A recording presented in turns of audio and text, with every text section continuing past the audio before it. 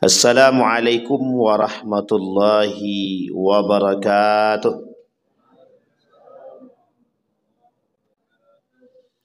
Alhamdulillahi rabbil alamin. Alhamdulillahilladzi arsala rasulahu bil huda wa dinil haq liyudhhirahu 'alad dini kullih wa kafa billahi syahida. Ashhadu an la ilaha illallah wahdahu la syarika lah wa ashhadu anna Muhammadan 'abduhu wa rasuluh la nabiyya ba'd. Allahumma salli wa sallim wa barik ala hadzal nabiyil karim. Allahumma salli ala Muhammad wa ala ali Muhammad fil alamin innaka Hamidum Majid. Ya ayyuhan nasu ittaqu rabbakumul ladzi khalaqakum min nafsin wahidah wa khalaqa minha zawjaha wa batha minhuma rijalan katsiran wa nisaa wattaqullaha alladzi tasaaluna bihi wal arham innallaha kana 'alaikum raqiba. Wa qala Allah Ta'ala ya ayyuhalladzina amanu taqullaha wa qulu qawlan sadida yuslih lakum a'malakum wa yaghfir lakum dzunubakum wa may yuti'illaha wa rasulahu faqad faza fawzan 'azima. Puji syukur kehadirat Allah, senantiasa mengucapkan alhamdulillahirabbil alamin, berselawat kepada Nabi dengan mengucapkan Allahumma salli ala Muhammad wa ala ali Muhammad fil alamin innaka Hamidum Majid. Bapak Ibu sekalian yang berbahagia, mudah-mudahan Allah melimpahkan rahmat serta karunia-Nya kepada kita semua. Allah sehatkan, Allah kuatkan, Allah berkahi. Insyaallah kita semua husnul khatimah dan istiqamah dalam kebaikan dan ketaatan. Untuk orang tua kita yang telah mendahului kita, Allah tempatkan di tempat terbaik di sisi-Nya. Allah terima amal ibadahnya. Kemudian Allah kumpulkan bersama orang-orang yang saleh. Untuk orang tua kita yang masih hidup, Allah sehatkan, Allah kuatkan. InsyaAllah Allah luaskan rezeki, husnul khatimah dan istiqamah. Amin ya rabbal alamin. Bapak Ibu sekalian yang berbahagia, bagaimana kabarnya semua? Sehat? Ibu-ibu sehat, ibu-ibu? Baik, bapak-bapak sehat ya bapak-bapak ya? InsyaAllah. Jadi dalam hadis Nabi itu Bapak Ibu, sebelum Dajjal itu turun, sebelum Dajjal itu muncul, ini belum apa-apa dah Dajjal aja Ustaz ini. Maksudnya fitnahnya gitu kan. Sebelum Dajjal itu muncul, dia akan banyak kejadian-kejadian besar yang terjadi. Ini kita kalau bicara hari kiamat, kita tidak bisa lepas daripada persoalan tanda. Karena ketika Nabi didatangi oleh malaikat Jibril, ditanya tentang Islam, dijawab sama Nabi dengan baik. Ketika ditanya tentang iman, Nabi jawab dengan baik. Ketika ditanya tentang ihsan, Nabi jawab dengan baik. Tapi ketika Nabi ditanya tentang datangnya hari kiamat, Nabi tidak bisa jawab. Kata Nabi, yang ditanya tidak lebih tahu daripada yang bertanya. Tapi kemudian ditanya itu tentang tanda-tandanya, Nabi sampaikan tuh tanda-tandanya. Salah satu di antara tanda-tanda yang disampaikan oleh Nabi itu ada yang disebut dengan binatang melata. Budak melahirkan anak tuannya. Kalau budak melahirkan anak tuannya, itu sudah kita temukan pada masanya. Masa jahiliyah dulu kan begitu. Bahkan budak itu bebas, mau diapakan oleh tuannya itu bebas. Makanya dalam kitab Armageddon itu, nanti kita coba singgung Armageddon itu. Armageddon itu apa? Di dalam kitab judulnya Armageddon itu, tanda-tanda hari kiamat itu. Itu yang pertama sekali, tanda-tanda atau tanda datangnya hari kiamat yang pertama itu lahirnya baginda Nabi Muhammad SAW. Jadi Nabi lahir itu sebagai tanda datangnya hari kiamat. Kenapa begitu? Karena dikatakan Nabi akhir zaman. Jadi kalau sudah Nabi akhir zaman, memang sudah berada di akhir zaman berarti. Karena Nabi terakhirnya siapa? Nabi Muhammad. Kecuali ada yang ngaku Nabi palsu. Bahkan Nabi palsu itu banyak yang ngaku ketika Nabi. Jadi ketika Nabi masih hidup itu ada 10 lebih yang ngaku jadi Nabi. Termasuk ketika Nabi sebelum Nabi meninggal, ada 3 yang populer ketika itu. Termasuklah Musailamah al-Kadzdzab itu. Sampai ada orang bilang Musailamah al-Kadzdzab itu lebih parah, hampir sama kayak Dajjal itu. Gitu. Saking dustanya gitu. Karena Dajjal ini kan disandarkan dengan Karakter Dajjal itu adalah pendusta. Sehingga disebutlah bahwa Dajjal itu, Musailamah al-Kadzdzab itu bagian daripada Dajjal. Dan itu ada sebabnya kenapa Nabi turunkan hadis yang lain. Kata Nabi, para pengikut. Jadi Dajjal itu ada namanya Dardiri namanya. Itu juga dianggap Dajjal, bukan dianggap Dajjal, pernah melihat Dajjal pada masa baginda Nabi. Jadi pada masa Nabi hidup itu ada karakter manusia yang sangat menyerupai gitu. Sehingga Umar bin Khattab pun tertipu, ada 3 orang. Kata Umar bin Khattab itu Dajjal itu. Kemudian tidak disampaikan ke Nabi. Nabi ragu apakah betul itu Dajjal atau tidak. Karena Nabi juga nggak terlalu ngerti. Nabi tahu karakter dan cirinya karena disebutkan itu. Cuma Nabi tak bisa katakan pasti itu orang itu Dajjal, itu tidak bisa. Nah, itu mungkin kemudian Nabi bilang begini. Nanti ada manusia-manusia yang menyerupai Dajjal katanya. Ini manusia-manusia yang menyerupai Dajjal. Nah, kalimat ini kemudian terbukti. Ada manusia yang menyerupai Dajjal itu banyak. Setidaknya pengikut Dajjal itu nanti sebelum Dajjal itu datang, yang sudah mempersiapkan diri jadi pengikut Dajjal itu ada 7 golongan. Satu di antaranya, ibu-ibu jangan tersinggung ya ibu-ibu ya. Satu di antaranya perempuan itu. Nah, serius ibu-ibu, itu hadisnya. Dalam hadisnya begitu, satu di antara 7 itu perempuan. Tapi itu urutan keempat, urutan ketiga. Urutan pertamanya pengikut Dajjal itu Yahudi. Cuma Yahudinya itu bukan Yahudi yang di Eropa, bukan. Bukan Yahudi yang di Israel yang disebutkan. Tapi yang disebutkan di situ Yahudi yang di Iran. Namanya Yahudi Isfahan. Kenapa ada Yahudi di Iran? Sekarang pertanyaannya, Iran sama Israel berantem. Iran sama Israel sedang cekcok. Di mana letak Yahudinya? Di Iran itu sudah ada Yahudi. Namanya Yahudi Isfahan. Yang itu sudah menjadi penghargaan bagi Iran terhadap Yahudi itu sendiri. Maka para ulama kemudian berpikir dalam hadis itu, sebenarnya kami akan berperang dengan Yahudi yang mana? Karena banyak hadis Nabi tentang perperangan, Pak. Jadi Bapak Ibu sekalian yang berbahagia, di subuh hari ini kita akan coba angkat itu sedikit gitu. Di mana letak keberpihakan muslimin, mukminin hari ini? Orang mukmin seperti kita ini keberpihakannya kemana? Ke Israel kah atau ke Iran kah? Saya tanya Bapak Ibu. Bapak Ibu sekarang ini berpihaknya kemana? Iran atau Israel? Oh, cepat banget bilang Iran nih. Nanti kita lihat Bapak Ibu. Mana yang paling kuat di muka bumi ini dalam sejarah, Iran atau Israel? Iran atau Israel? Kita lihat nanti dalam sejarah. 1000 tahun yang lalu. Kalau kita rujuk 1000 tahun, berarti mendekat 1900, 800, 700. Itu kan kita lihat sejarah itu. Dalam sejarah itu terbukti. Saya tadi malam sampai jam 2. Saya coba korek-korek lagi dalam kitab, dalam bukunya Ustaz Fahmi Salim ini. Semua itu saya kembalikan gitu, kita melihat sejarah. Dalam buku itu tertulis. Dan saya melihat, oh ini betul nih sedikit nih. Dalam pandangan itu. Para pengamat juga begitu. Para pengamat politik, saya lihat tadi malam itu, para pengamat politik tentang kasus Iran dengan Israel ini. Banyak yang bertanya sama pertanyaannya itu. Kemana keberpihakan orang beriman hari ini?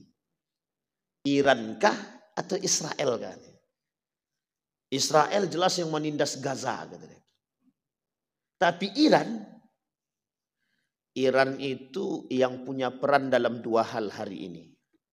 Geopolitik sama proxy war kata dia. Apa itu Ustaz? Nanti kita tengok apa bahasa itu. Sehingga ada satu buku, judul bukunya itu sebenarnya bukunya sederhana itu. Judul bukunya Connectivity Wars, perang yang tak berkesudahan. Judulnya begitu, perang yang tidak berkesudahan. Ternyata dalam Islam perang yang tidak berkesudahan itu ada. Nanti diakhiri disebut dengan perang Malhamatul Kubra. Al-Malhamatul Kubra. Perang yang tidak berkesudahan nanti yang diakhiri dengan perang besar. Hari ini itu kita lihat tuh isinya perang aja isinya. Bukan perang Indonesia ya. Tapi perang yang lain. Amerika, Iran, Uni Soviet, Inggris, Prancis, Jerman, semua tuh perang. Suriah. Di mana posisi Islam di situ? Nah, nanti kita lihat sembari kita melihat hadis-hadis baginda Nabi Muhammad SAW. Di hadis yang pertama pagi ini yang kita bacakan tentang perpecahan di tubuh umat. Di dalam tubuh umat ini akan terjadi perpecahan, kata Nabi. Anna Rasulullah sallallahu alaihi wasallam aqbala dhata yaumin minal 'aliyati hatta idza marra bi masjidi Bani Muawiyah dakhala faraka'a fihi rak'atain wa sallayna ma'ahu wa da'a rabbahu tawilan thumma insarafa ilayna faqala ya Rasulullah sallallahu alaihi wasallam sa'altu rabbi thalathan fa'atani sintain wa mana'ani wahidatan sa'altu rabbi an la yuhlika ummati bis sunnati fa'ataniha wa sa'altuhu an la yuhlika ummati bil gharq fa'ataniha fa sa'altuhu an la yaj'al ba'sahum bainahum famana'ani. Kata Nabi berdoa kepada Allah 3 doa. Dalam 3 doa itu semua dikabulkan semua dikabulkan Allah kecuali 1. Kata Nabi dalam doa yang terakhir itu, jangan engkau jadikan umatku berpecah belah. Kata Allah, Allah tak bisa jawab. Maksud bukan Allah tidak bisa jawab, Allah tidak kasih, tidak kabulkan itu. Tapi selain daripada itu Allah kabulkan permintaan Nabi tentang bagaimana semoga umat ini nanti selalu mendapatkan rezeki melimpah, selalu terjadi.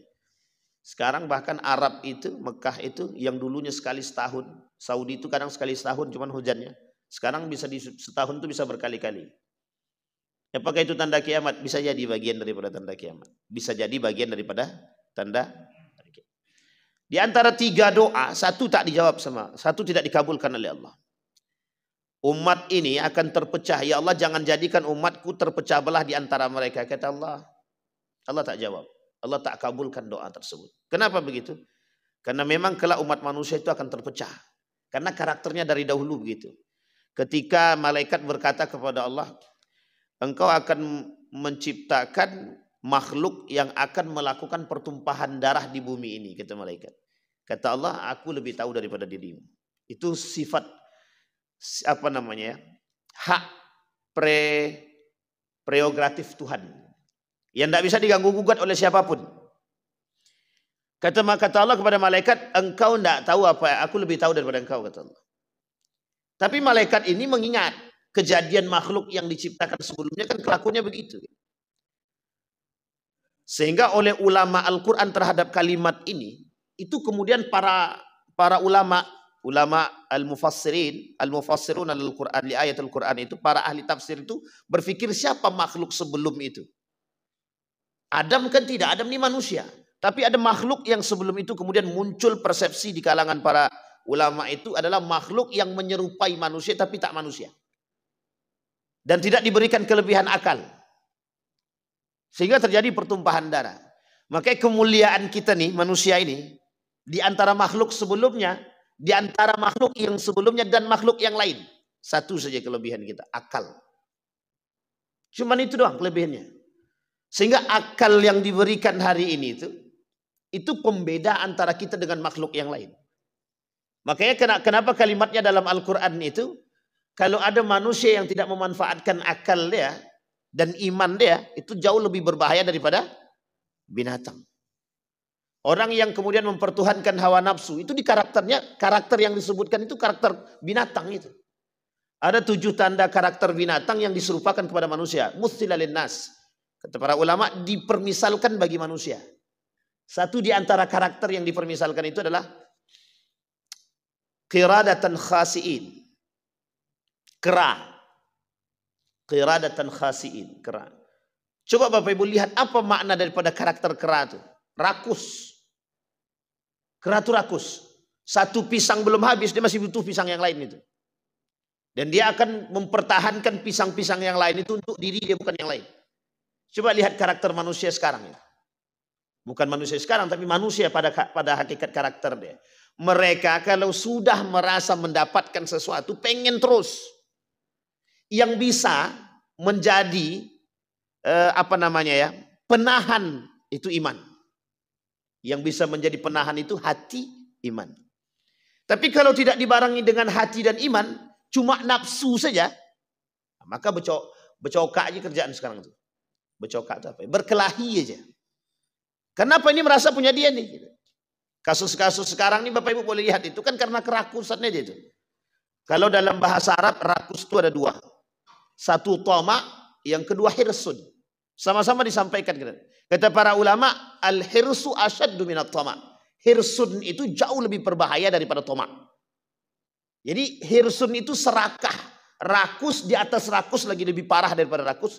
Maka kata para ulama serakah. Kita ambil contoh ya. Sesuatu yang dulu tak terfikir oleh kita kan sekarang terfikirkan dan terjadi. Dulu tidak ada orang mengkapling laut tuh Pak. Laut tuh tidak ada yang tidak pernah terfikir oleh Fir'aun itu. Untuk mengkapling laut itu. Orang sekarang kan lebih parah daripada Fir'aun itu. Laut pun dikapling. Coba kita nggak kepikiran itu Pak. Sampai orang bisa katakan ini laut ini milik dia gitu kan.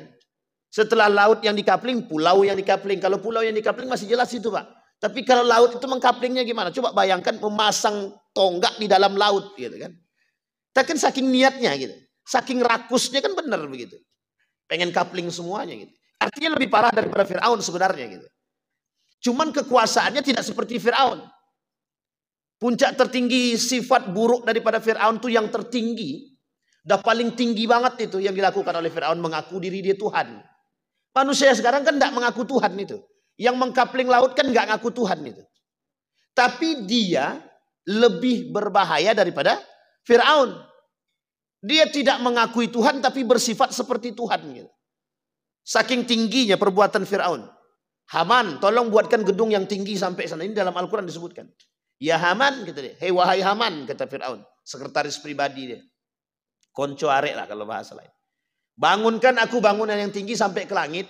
Aku pengen tahu Tuhannya Musa itu yang mana. Coba dia nantang Tuhannya Musa sampai sebegitunya. Sekarang saya tanya sama Bapak Ibu, ada enggak karakter itu sekarang? Ada, karakter itu ada. Bapak Ibu jangan salah, Dubai itu punya satu cita-cita. Yang sekarang dalam rancangan. Apa cita-citanya Dubai hari ini? Membangun gedung tanpa tiang. Bapak Ibu bisa bayangkan membangun apartemen tanpa tiang. Coba gimana? Coba bayangkan apartemen tanpa tiang. Nanti kalau apartemen tanpa tiang, jadi bangunan yang besar isinya manusia bisa tinggal di dalam, tanpa tidak ada tiangnya. Dan itu sudah dalam rancangan. Dan bagaimana alat transportasinya? Alat transportasi sederhana. Dulu ada pesawat itu kan Bapak Ibu bisa lihat. Sekarang tidak begitu lagi Pak. Ada motor tanpa ban. Honda tanpa ban bisa terbang. Dan terbangnya bisa santai gitu. Tidak kayak pesawat terbang. Kalau itu terjadi, Cina sudah buat. Dan Cina sudah punya itu. Bisa motor terbang di atas biasa saja. Ya jalan, tidak perlu lagi aspal. Jadi besok mau air, mau apa, terserah dia bisa terbang. Artinya sudah ada transportasinya untuk bisa. Coba bayangkan. Dan Bapak Ibu tahu penyebabnya apa? Dubai berpikir demikian karena dia merasa minyak yang dia miliki hari ini itu mampu dengan segala uang yang dia miliki membuat sesuatu yang tidak pernah difikirkan oleh manusia pada masa dahulu. Hari ini difikirkan dia. Saudi Arabia nggak kepikiran dulunya untuk membangun pulau penyu. Sekarang terfikirkan oleh Saudi untuk membangun pulau penyu. Nah, cita-cita Saudi hari ini bagaimana membangun pariwisata yang megah sehingga mau bisa jadi orang-orang Eropa itu turis-turis dari berbagai mancanegara datang hanya untuk datang berpariwisata ke Saudi Arabia. Untuk apa? Membandingkan antara Mekah Madinah. Kelak Mekah Madinah itu bukan tujuannya untuk ibadah, tapi tujuannya untuk wisata. Nah, nanti Bapak Ibu dibuat satu bangunan. Nanti ke Mekah itu khusus Masjidil Haram itu dalam beberapa tahun yang akan datang ini, kalau saya tak salah 2030 itu harus jadi. Di 2030 itu dari Masjidil Haram itu sampai ke gerbang utamanya itu sekitar 3 kilo.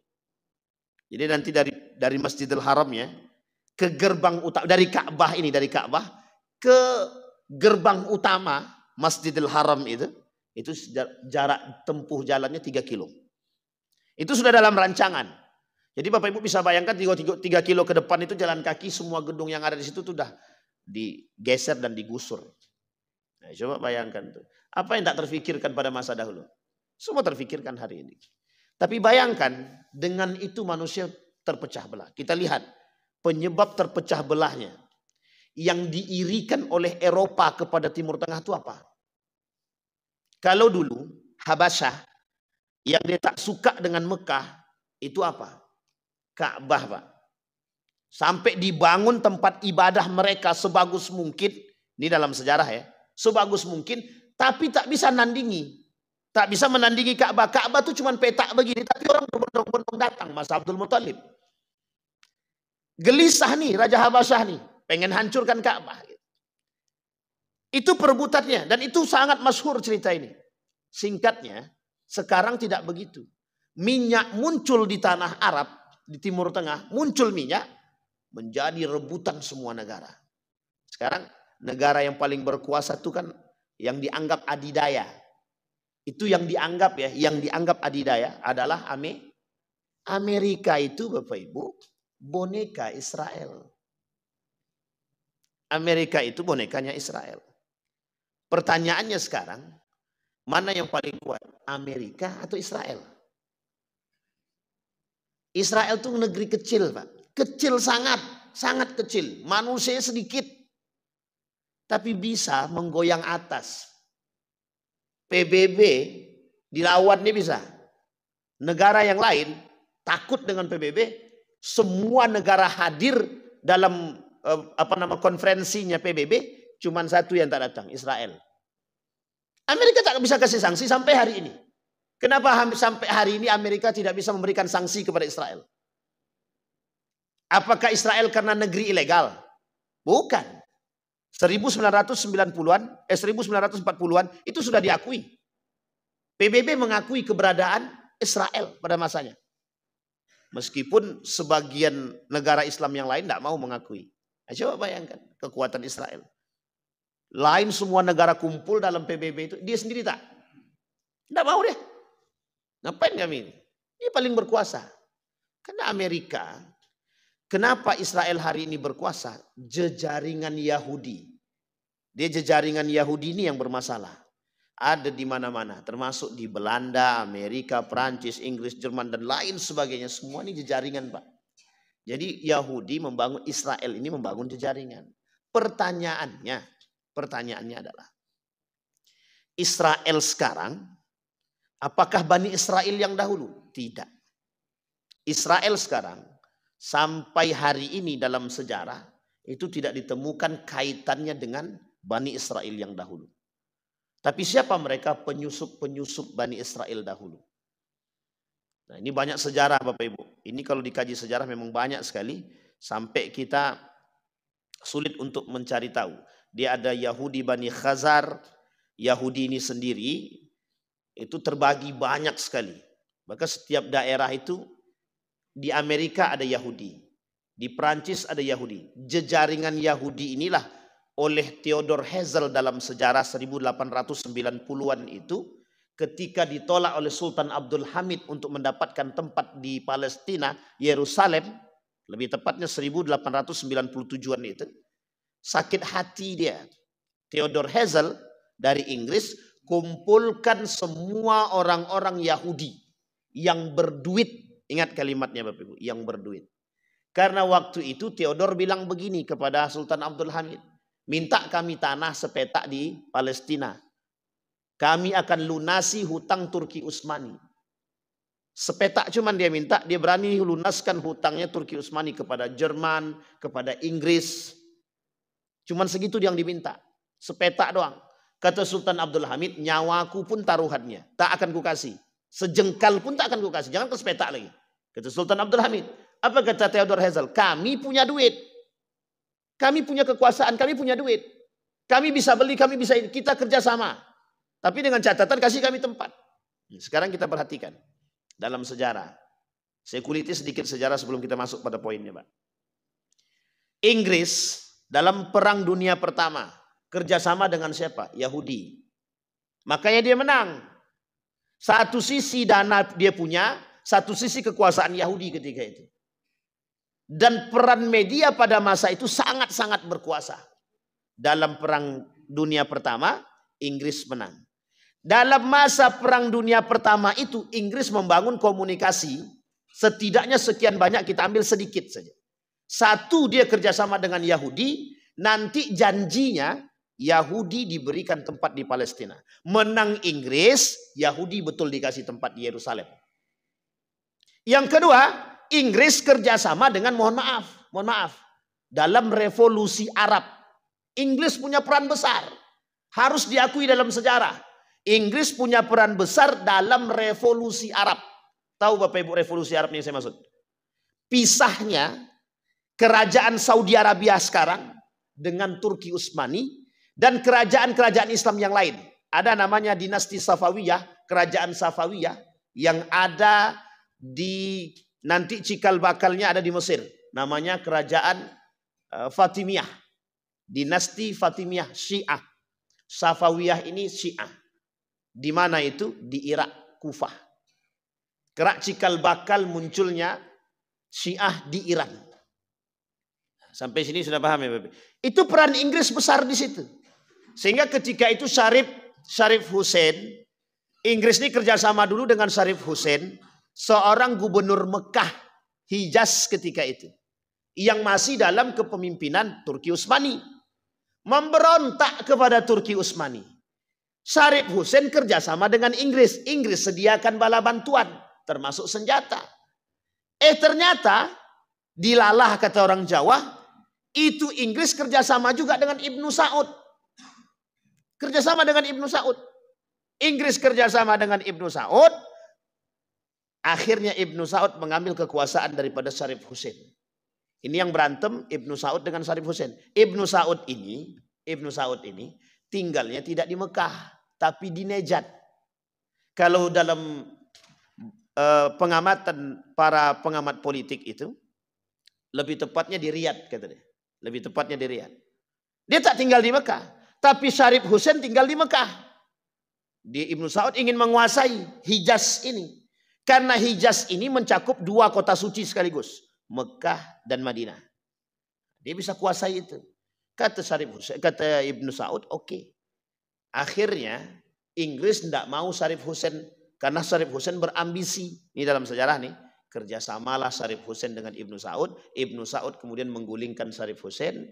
Terbangunlah satu kerajaan atau negara yang diambil dari nama penakluknya, Ibnu Saud. Maka dibuatlah nama kerajaannya, negaranya, kerajaan Al-Mamlakatu Al-Arabiyatu As-Saudiyah. Kerajaan Saudi Arabia. Nah, sampai di sini bisa dipahami Bapak Ibu. Itu cikal bakal sejarah kerajaan Saudi. Diambil dari nama penakluknya. Satu-satunya negara di muka bumi ini yang diambil dari nama penakluknya cuma itu. Saudi Arabia. Dan itu kerjasama dengan Inggris. Dan Inggris kerjasama dengan Yahudi. Menaklukkan Palestina, Yerusalem. Dapat Pak pada masa itu. Perang salib. Peran tuh Pak. Yahudi ini tidak bisa kita percaya. Pengkhianat habis. Ketika perang Persia dengan Babilonia. Ketika Yahudi bekerja sama dengan Babilonia. Yahudi diberikan tempat Pak. Oleh Babilonia di tempat itu. Babilonia itu Iraknya sekarang. Iraknya sekarang. Persia itu Irannya sekarang. Dalam sejarah 750 sebelum Masehi terjadi perang besar-besaran antara Babilonia dengan Persia. Itu Irak dan Iran sekarang. Sekarang saya kasih tahu Bapak Ibu. Apa pernyataan Ali Khomeini hari-hari ini? Minggu-minggu ini. Pernyataan Ali Khomeini begini. Kami akan menghancurkan Israel seperti kami menghancurkan dalam perang kami pada dahulu. Perang dahulu kita rujuk dalam sejarah. Dalam sejarah Pak. Iran selalu mendapatkan keuntungan dalam perang-perang siapapun. Iran punya untung. 2006. Itu masih terjadi perang besar Pak. Iran punya untung. Tapi Iran tak berperang tak. Dia cuma dapat untung saja. Makanya Iran ternyata punya peran besar. Kenapa Amerika pernah menantang Iran? Kalau Iran macam-macam akan kami hancurkan. Kata Amerika. Sekali ditutup sama Iran Selat Hormuz. Tak ada satupun yang berkutik. Langsung Amerika krisis. Coba bayangkan tuh. Cuman ditutup Selat Hormuz krisis. Makanya jawaban Ali Khumaini sekarang itu, siapapun yang melawan, siapapun yang membantu Israel, Jerman dan Amerika akan membantu Israel dalam persenjataan. Apa kata Ali Khumaini? Kami tantang, kami lawan. Gitu.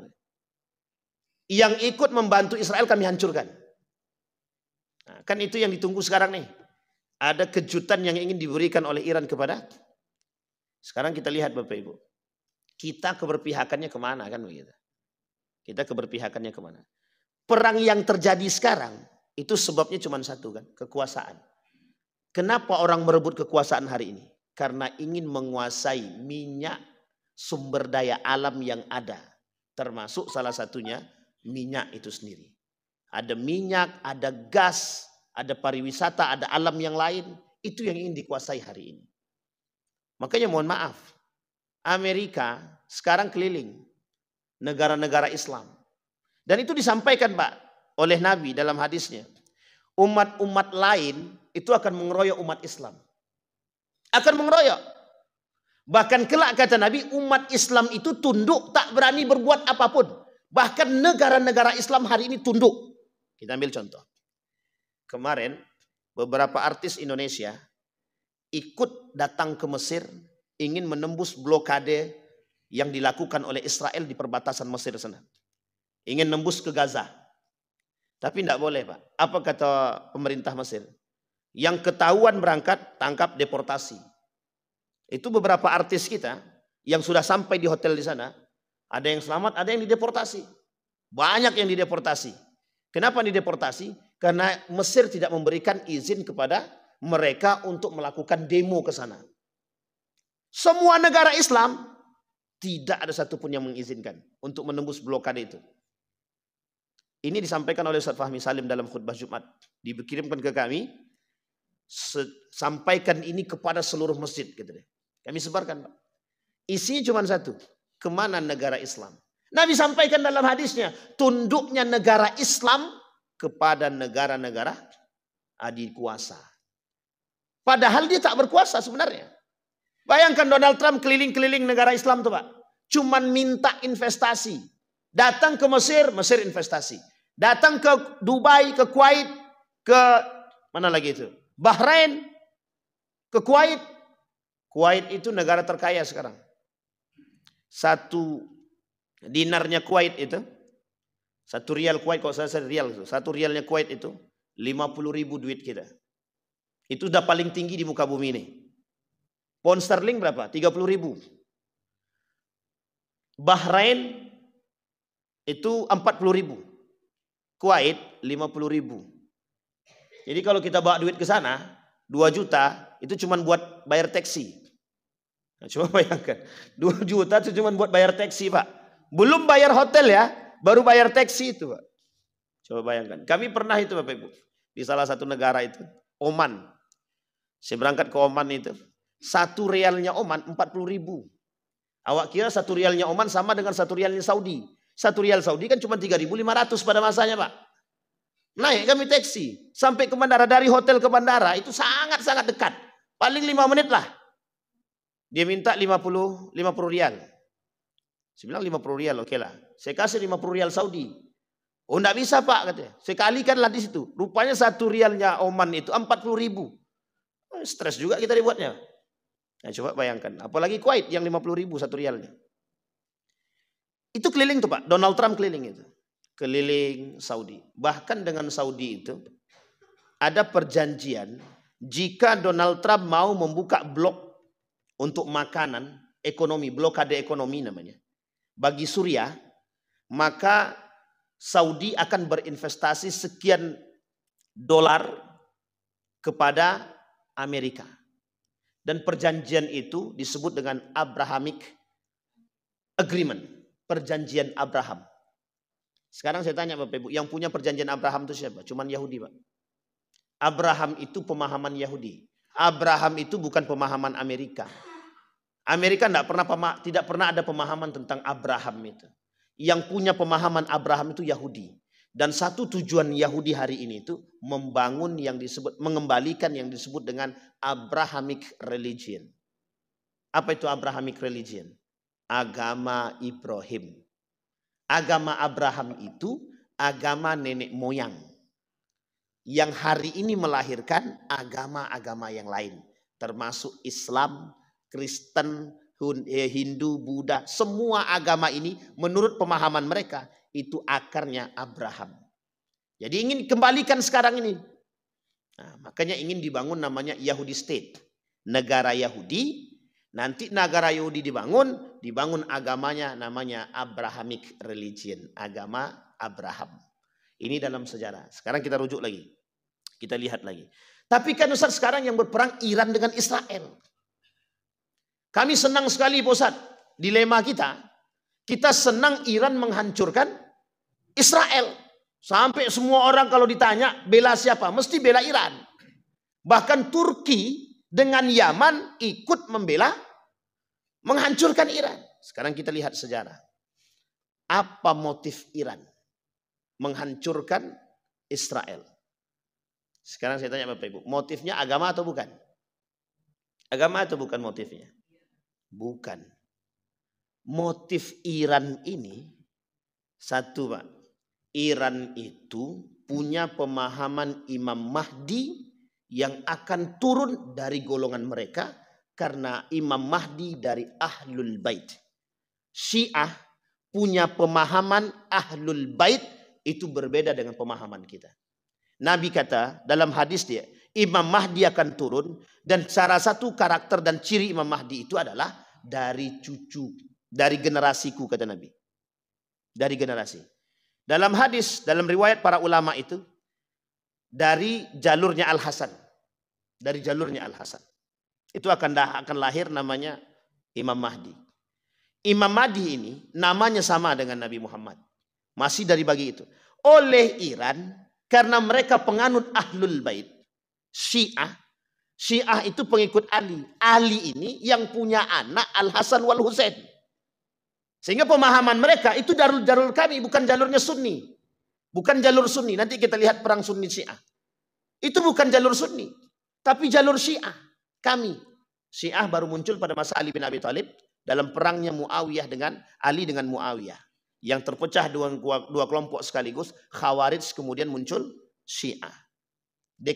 Deklarasi Syiah itu pada masa Daulah Abbasiyah. Secara zahir bahwa mereka pengikut Ali. Itu pada masa Daulah Abbasiyah. Dan di mana tempatnya Kufah. Kufah itu dulunya Babilonia. Iraknya sekarang. Lah kok bisa Ustaz? Ada lagi yang disebut dengan Iran. Nanti kita lihat. Persia itu kapan masuknya? Berkuasanya Iran itu kapan? Dulu Iran pernah berkuasa menaklukkan Babilonia. Disebutkan pada tahun 1900-an. Persia pernah menaklukkan Irak. Kufah. Jadi ada perang antara Kufah dengan Persia. Dimenangkan oleh Persia. Ini cikal bakal Iran kemudian. Cikal bakalnya Iran kemudian. Iran itu paling berkuasa. Sama-sama Syiah. Sama-sama Syiah Pak. Iran punya satu kekuatan yang tidak dimiliki oleh negara manapun. Apa itu kekuatannya? Mereka punya mental menang dari masanya. Pada masa dahulu Persia pernah menaklukkan Babilonia yang begitu besar. Sehingga Yahudi itu dalam kongkongan mereka. Pada masa perperangan Persia dengan Babilonia. Pada masa perperangan itu. Yahudi itu diajak kerjasama oleh Persia untuk menghancurkan Babilonia. Singkat cerita Persia menang. Yahudi diberikan dua. Satu dikembalikan kepada Yerusalem. Tempat tinggal mereka sekarang. Yang kedua, sebagian di antara Yahudi tadi dibawa oleh Persia untuk tinggal di tempat mereka. Dan mengabdi ke situ. Inilah cikal bakal yang disebut dengan Yahudi Isfahan. Nah, nanti Bapak Ibu kalau lihat di beberapa, cari aja di YouTube atau di Google, Yahudi Isfahan. Itu sudah dari dulu Pak. Mereka berjumlah 1.500. Jadi jumlahnya sekitar 1.500. 15.000. Uniknya kata Nabi di akhir zaman nanti pengikut Dajjal itu kata Nabi yatba'u ma'ahu 70 alfan minal Yahud Isfahan kata Nabi. Pengikut Dajjal itu dari Yahudi Isfahan jumlahnya 70.000. Kalau sekarang mereka 15.000, berarti butuh berapa lagi? Butuh berapa lagi mencapai 70.000? Berapa? 55.000 lagi. Pertanyaannya adalah, kapan 55.000 ini bisa dipenuhi? Kalau betul Nabi kata dalam hadisnya, pertanyaannya, perkataan Nabi pasti betul apa tidak? Pasti betul, Pak. Pertanyaannya 70.000, di mana letak sisanya? Ketika Iran mampu menaklukkan Israel, dan Yahudi-Yahudi yang lain itu akan takut terhadap Iran, dan mereka akan berbondong untuk sebagian pindah ke Iran, masuk ke Iran, dan ditinggalkan di Isfahan. Satu, pemahaman yang kedua, akan muncul Yahudi Isfahan sebagai pengikut Dajjal. Nanti Yahudi-Yahudi yang lain juga akan mengikuti Yahudi Isfahan ini sebagai pengikut Dajjal. Dari negara manapun. Di bawah ke komando Yahudi Isfahan. Dan itu di Khurasan. Khurasan itu di Iran. Kota ketiga terbesar di Iran hari ini itu Isfahan. Setelah Mashhad dan Teheran. Kota metropolitan di Iran nomor 2 setelah Teheran. Jadi Bapak Ibu kalau ke sana mau lihat apapun ada metropolitan. Jadi Yahudinya di sana banyak. Bahkan ada beberapa waktu yang lalu seorang konten kreator sampai di Isfahan itu bendera-benderanya Yahudi itu berkibar. Di Isfahan itu benderanya Yahudi berkibar. Bayangkan itu bendera-benderanya berkibar, di beberapa masjid ada tulisan atau gambar bendera Yahudi. Jadi Nabi mengatakan itu tidak main-main. Kata Nabi, kelak di akhir zaman itu pengikut Dajjal itu 70.000 dari kaum Yahudi. Orang kelompok pertama yang mengikuti Dajjal dari 7 kelompok tadi, yang pertama Yahudi. Yahudi pertama itu disebut dengan Yahudi Isfahan.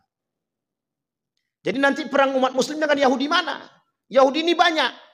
Nanti di akhir zaman akan muncul juga Yahudi Khazar. Bisa jadi Yahudi Khazar ini juga akan mengikuti Yahudi Isfahan untuk memerangi umat Islam. Bayangkan Pak, kita dikeroyok.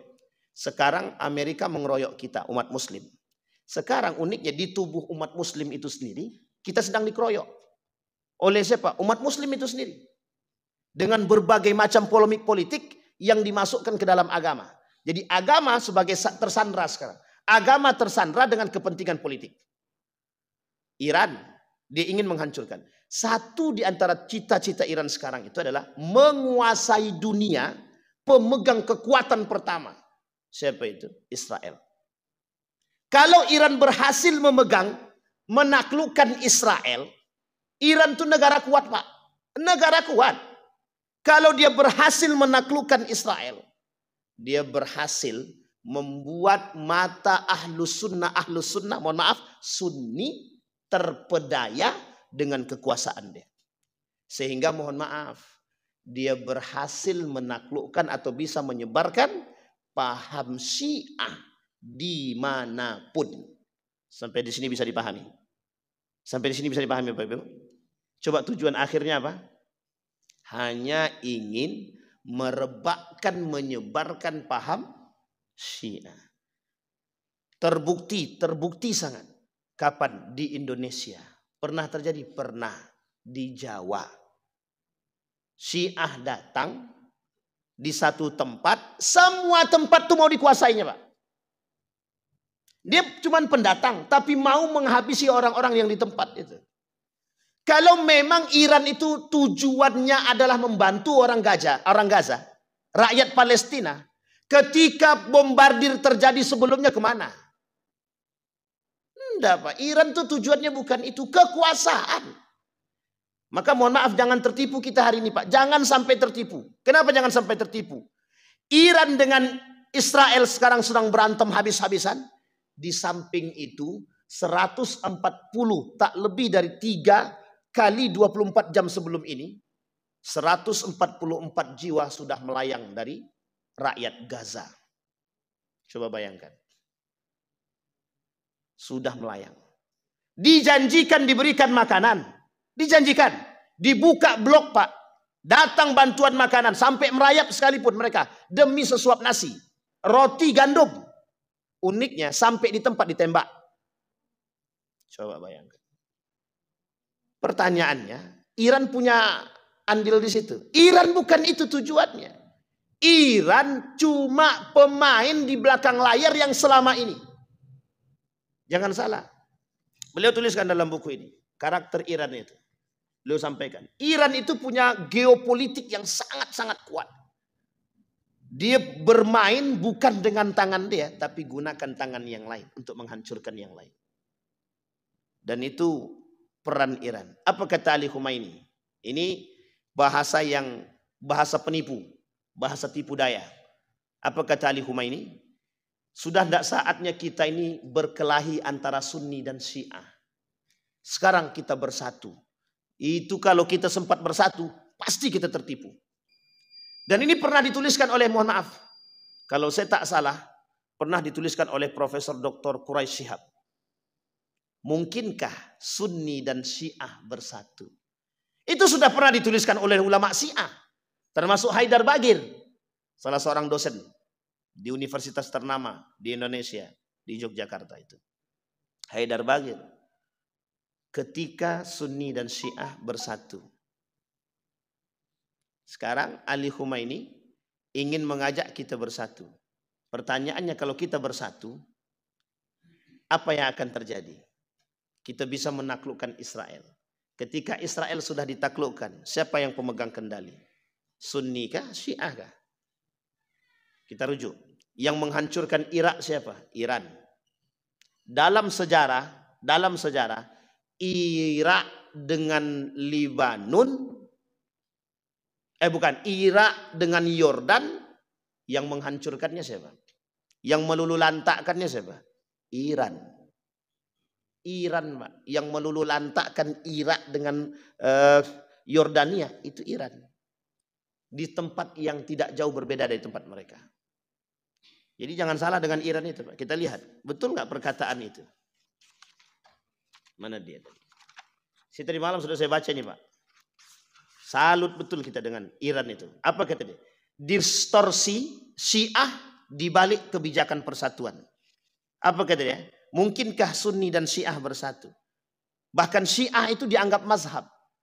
Sejak kapan Syiah dianggap mazhab? Tidak pernah, Pak. Bagi mereka Syiah, bahkan uniknya Syiah itu pernah mengaku, kami tidak Islam tapi kami Syiah. Itu sudah berbahaya betul atau bukan? Sesat apa tidak? Kalau dia sudah tak mengaku Islam, berarti kafir, Pak. Kalau dia sudah tak mengaku Islam, kafir. Dia ada Syiah yang kafir, ada Syiah. Pertanyaannya sekarang, Syiah ini orang kafir kah atau orang lain kah? Kita rujuk kepada Al-Quran. Di dalam Al-Quran ada dua ayat. Ada dua kelompok. Yang dua kelompok ini diulang dalam berbagai macam ayat. Satu, Al-Kuffar, Yahudi dan Nasrani. Sekarang pertanyaannya, Yahudi siapa? Kita sudah tahu, Pak. Yang menjadi perdebatan para ulama sekarang itu adalah Nasrani ini siapa? Nasrani ini siapa? Yang kedua, kafaru wa asyraku. Orang Yahudi dengan orang musyrik. Orang Yahudi ini siapa? Jelas. Sekarang pertanyaannya, orang musyrik itu siapa? Siapa orang musyrik itu? Syiah musyrik atau kafir dia? Syiah ini musyrik atau kafir, Pak? Bingung Bapak Ibu semua bilang. Syiah ini musyrik atau kafir? Musyrik. Makanya ada seorang mengatakan bahwa India itu yang tidak masuk Islam, orang India yang tidak masuk Islam, itu bukan Nasara, tapi musyrik. Musyrik ini bisa dia orang beragama Islam, bisa juga tidak beragama Islam. Bahkan kita nih yang tak percaya dengan Allah bisa dikategorikan musyrik. Asyraku. Mereka melakukan perbuatan syirik. Kalau disebut dalam kitab ini, dalam buku ini, Syiah itu majusinya sekarang. Syiah itu majusinya sekarang. Majusi itu tidak jauh berbeda dengan Syiahnya hari ini. Bayangkan, mereka menguasai dunia. Yang ingin mereka ambil alih hari ini adalah mereka bisa menguasai Israel, menghancurkan Israel. Orang yang punya pegang kendali terhadap Amerika.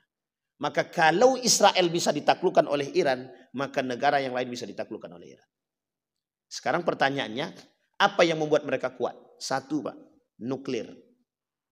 Tahu PBB nuklir ya? Yang mereka gadang-gadangkan hari ini kami punya nuklir. Sekarang pertanyaannya, ketika nuklir itu menjadi pusat perhatian dunia, sampai Amerika mengatakan habisi nuklirnya Iran. Tidak sanggup, Pak.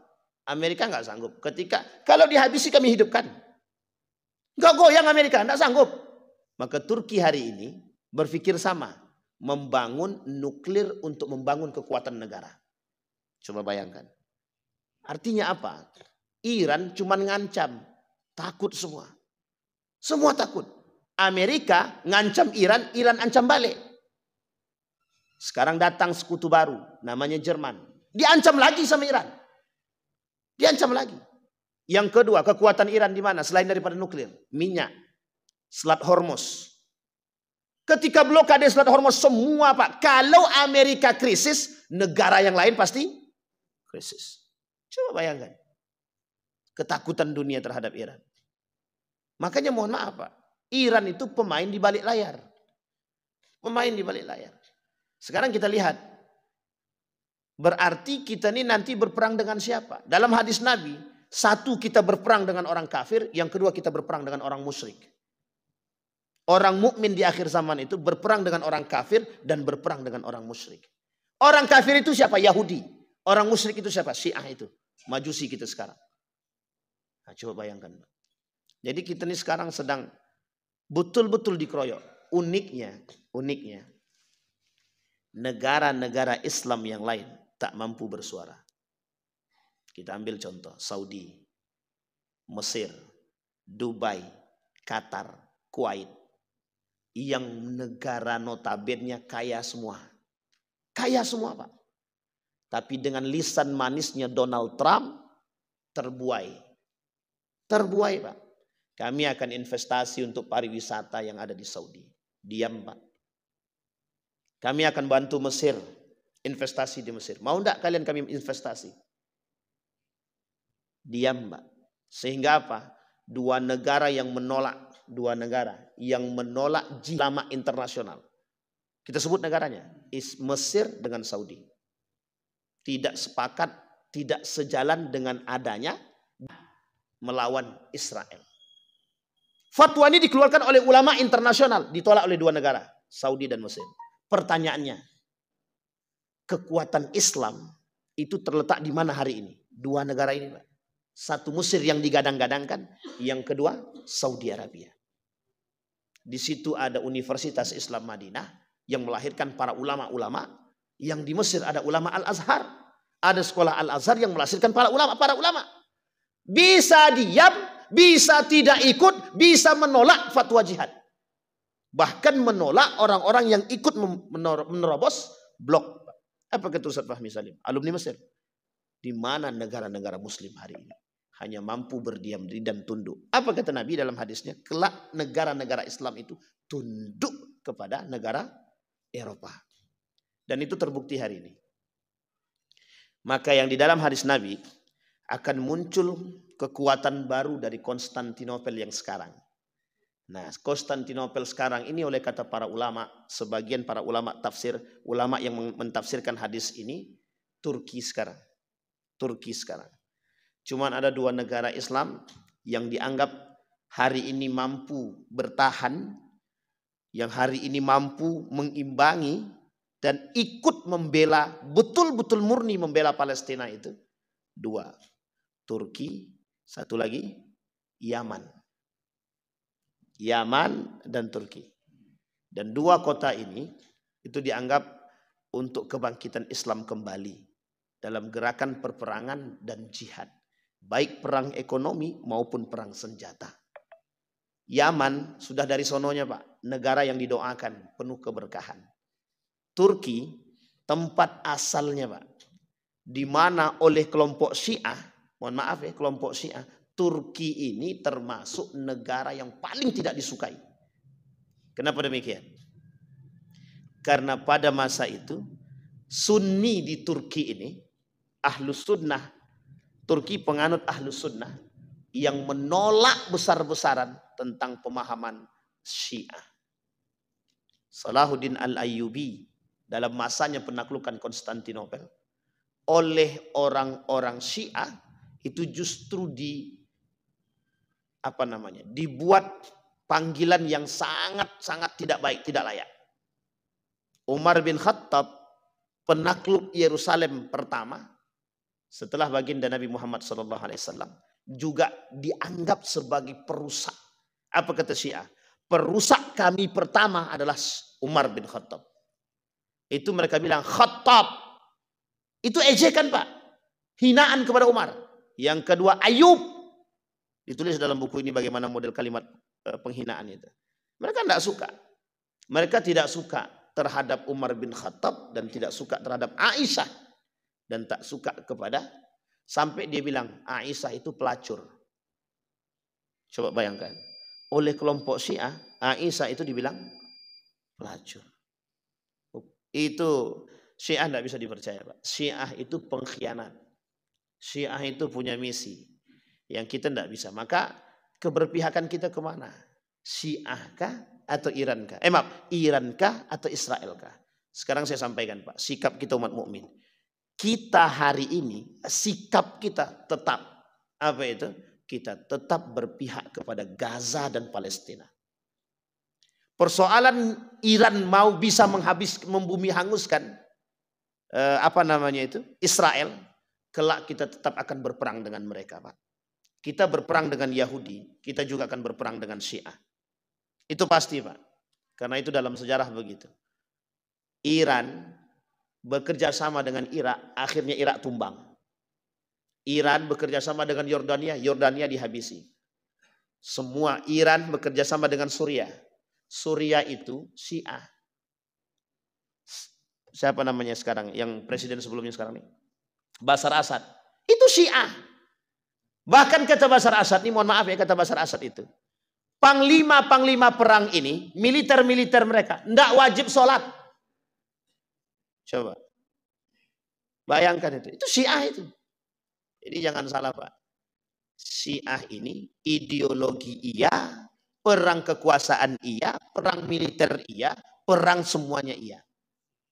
Dan mereka negara kecil yang ingin menguasai dunia dengan kekuatan mereka. Kenapa? Karena secara sejarah Iran belum pernah tidak menguntungkan, selalu untung. Dan mereka bukan pemain utama, selalu pemain ketiga. Kapan itu? Setelah semuanya luluh lantak, dia yang kemudian punya untung yang paling besar. Itulah Iran. Maka jangan salah, dalam perurusan ini Iran punya metode perang yang disebut dengan proxy war. Apa itu proxy war? Perang menggunakan tangan orang lain, bukan dengan tangan dia. Tapi yang berkuasa siapa? Dia. Yang menang siapa? Dia. Yang punya siapa? Dia. Sampai hari ini, kalau mereka berbicara dengan lisan mereka, itu mesti tipu daya. Kenapa kita katakan tipu daya? Tidak pernah Iran tidak melakukan tipu daya. Karena satu daripada karakter terbesarnya Iran adalah taqiyah. Apa taqiyah itu? Selalu bersembunyi di balik, selalu menyembunyikan kesalahan di balik kebenaran. Lisan dia seolah berkata apa, perbuatan dia lain. Dia berbuat sesuatu, dia akan mengklarifikasi itu dengan maksud adalah untuk mendapatkan perhatian. Jadi jangan salah Bapak Ibu. Kita harus berada pada posisi mana sikap kita. Terlepas dari perangnya Iran dengan Israel, kita tetap harus mengeluarkan semua tenaga kita untuk Gaza dan Palestina. Karena akhir perjalanan orang beriman, hijrah terakhir orang beriman adalah Palestina. Sampai di sini bisa dipahami Bapak Ibu? Sudah bisa dipahami pergerakan Iran ya? Jadi pagi ini kita seolah-olah berbicara politik. Tapi sebenarnya di balik politik ada ideologi yang tersembunyi. Itulah ide daripada Ali Khumaini. Orang Syiah. Jadi jangan percaya terhadap Syiah. Jangan juga percaya dengan Yahudi. Kedua-duanya sama-sama pengkhianat. Syiah pengkhianat, Yahudi jauh pengkhianat. Kedua-duanya pengkhianat. Maka kita berusaha menjadi orang-orang yang berada di situ. Kita tetap istiqamah menjaga Gaza. Kita tetap istiqamah menyalurkan bantuan kita kepada Palestina. Dan hari ini kita tetap bersama dengan Yaman dan Turki yang hari ini masih eksis untuk membantu, untuk tetap berjuang dalam melawan kekejaman genosida Israel. Mudah-mudahan bermanfaat bagi kita semua. Kita berdoa kepada Allah. A'udzubillahi minasyaitonirrajim. Bismillahirrahmanirrahim. Alhamdulillahirabbil alamin hamdas syakirin hamdan naimin. Hamdan yuafi ni'amahu wa yukafi'u mazidah. Ya Rabbana lakal hamdu kama yanbaghi li jalali wajhikal karim wa 'azimi sultanik. Allahumma shalli ala Muhammad wa ala ali Muhammad fil alamin innaka Hamidum Majid. Allahumma faqihna fid din wa 'allimna at-ta'wil. Allahumma a'inna ala dzikrika wa syukrika wa husni ibadatik. Allahumma ansur ikhwanana al-mujahidin في فلسطين وفي غزة وفي كل مكان. اللهم دمر اليهود. اللهم أهلك الكفرة والمبتدعة والمشركين أعداءك أعداء الدين. اللهم أعنا على ذكرك وشكرك وحسن عبادتك. اللهم اغفر لنا ذنوبنا وذنوب والدينا وارحمهما كما ربيانا صغارا. اللهم اغفر لهم وارحمهم وعافيهم واعف عنهم وأكرم نزولهم ووسع مدخلهم واجعل الجنة مثواهم. ربنا ظلمنا أنفسنا وإن لم تغفر لنا وترحمنا لنكونن من الخاسرين. ربنا آتنا في الدنيا حسنة وفي الآخرة حسنة وقنا عذاب النار. والحمد لله رب العالمين. السلام عليكم ورحمة الله وبركاته.